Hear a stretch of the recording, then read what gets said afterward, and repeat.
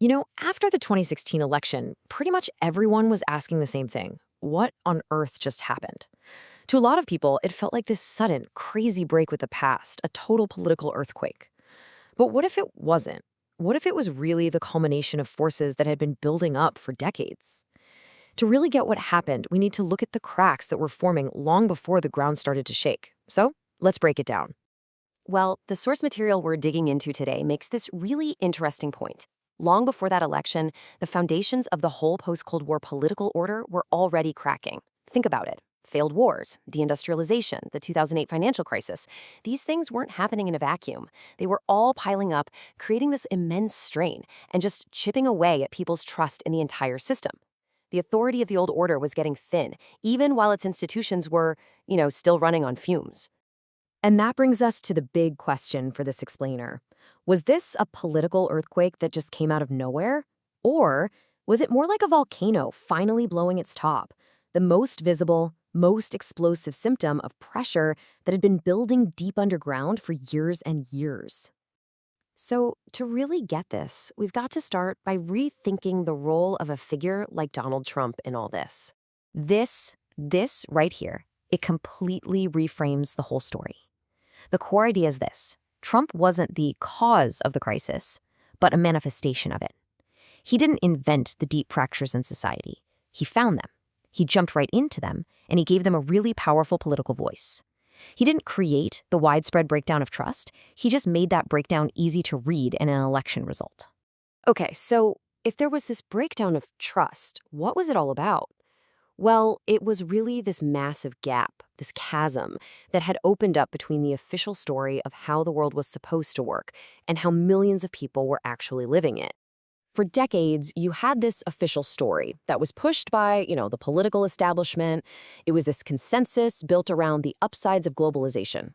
The core belief was basically, trade is good for everyone. Global integration, it's happening, can't stop it.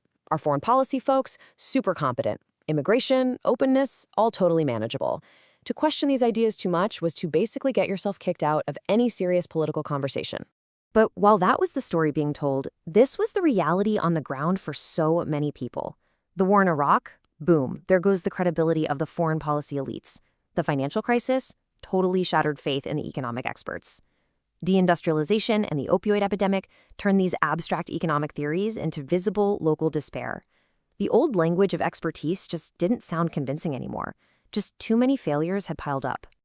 So you have this environment, right, full of this resentment and this feeling of being left behind, and that's where a whole new kind of political language could really take root. The source has this fantastic term for it, effective translation. And what does that mean? It's not about boring policy papers or, academic theories. It's this raw talent for tapping into a huge well of feeling, frustration, grievance, a sense of being left behind, and translating it into a simple, powerful, and really emotional political message. It's about making people feel heard after years of feeling totally ignored. And you can see the difference so clearly right here. I mean, look at this. The old order talks about alliances as architecture. The new translation? Bad deals. Globalization as modernization? Nope, it's theft. Political norms weren't guardrails. They were excuses for the establishment to do nothing.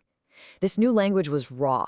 It was direct. And for a lot of people, it sounded like the first honest thing they had heard about their world in years. And this huge shift in language, it led to a complete rewrite of the political playbook. Suddenly, breaking the old rules, that actually became a source of strength. It created this really fascinating kind of backwards dynamic. Check this out. First, a political figure violates some long-standing norm. Then what happens? The media, the establishment, they all react with total outrage. But here's the twist. For millions of voters who already distrusted those guys, that outrage didn't sink the candidate. It did the opposite. It was like a stamp of authenticity.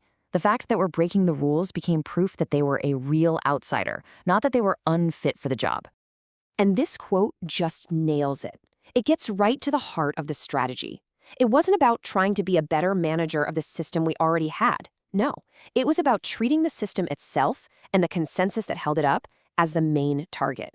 The whole goal was to sound like an enemy of the people in charge.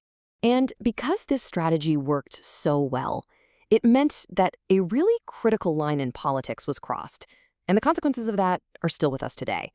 What the election of Donald Trump really meant was that the backlash wasn't some fringe movement anymore, shouting from the cheap seats. Nope, the critique, the whole argument against globalization, against the elites, against the entire post-Cold War order, it had moved from the margins right into the center of power.